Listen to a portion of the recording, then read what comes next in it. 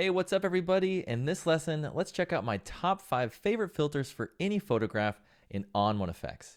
With ON1 Effects, you can easily create any style using creative effects filters, easy to use masking, and much more. Learn more about ON1 Effects by heading over to our website at www.on1.com. But in the meantime, let's check out my top 5 filters for any photo. So my top 5 favorite filters inside of ON1 Effects are dynamic contrast, glow, the curves filter, vignette, and black and white. You can add those in any combination to any photograph and come out with amazing results. Let's showcase those 5 different filters on a few different images here to see just how powerful they can be in styling your images. So let's start with this landscape photograph here. I'm going to go into the effects tab, I'll add a filter, and let's just bring down the exposure a bit with our curves filter. We can use this to modify the tone, to give it a little bit more contrast, and fix that overexposed look within the scene. After that, let's bring in some detail. I'll use dynamic contrast.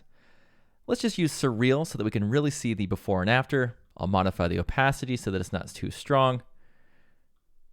And it's looking good.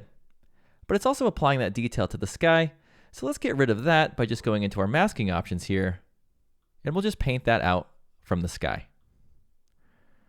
That way, that detail is only applied to that foreground section, and it's increasing that texture within these rocky, sandy areas of our scene.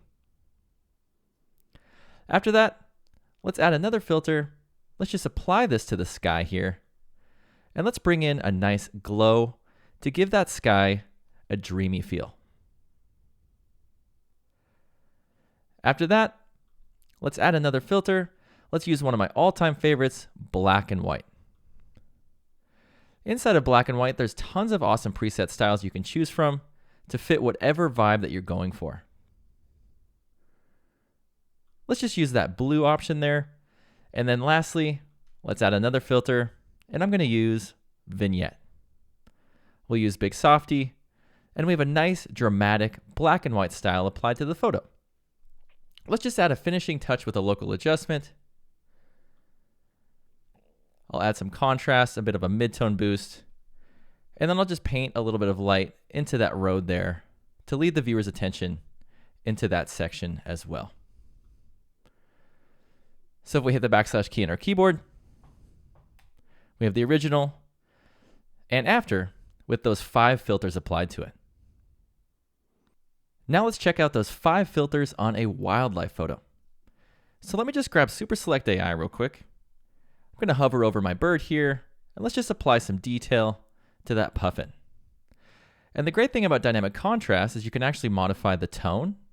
So let's pull up on the shadows a bit and the whites so that we can really make that bird stand out within our scene. From there, let's grab the water. Let's add in a nice hazy soft glow to give that water a smoother feel.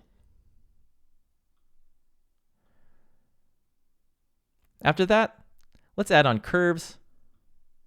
Let's pull up on our midtones a little bit to brighten up the scene. And I'm also noticing that we have a little bit of clipping in our highlights within the water. We can also use the curves filter to take care of that as well by just grabbing our highlight point and pulling it down a bit. And let's next add on that vignette filter to really focus the viewer's attention right into the puffin within our scene. And as far as the black and white filter goes, it really depends on the style that you're going for, but I think black and white really works well for a nice, dramatic, moody image of this puffin. So we have the image in color, we have it in black and white. Let's check out the original. We have that black and white style, and then we have that image in color. Let's check out the original, and then after.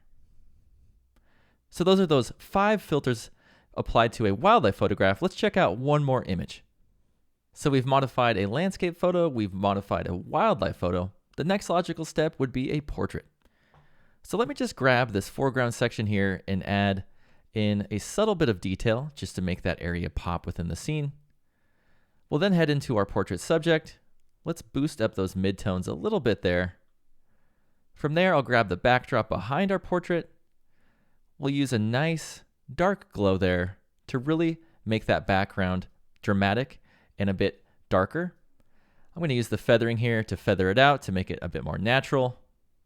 From there, we'll add a vignette to draw that viewer's eye into that portrait subject there. And then after that, again, personal style really depends on if you're going to add in black and white or not, but I love portraits in black and white, so we'll add that black and white filter there. And then we can just navigate again through this More menu and see what works for the image that we're adjusting. I like this one, this deep blacks option. It works really well for a nice, moody, dramatic portrait in black and white.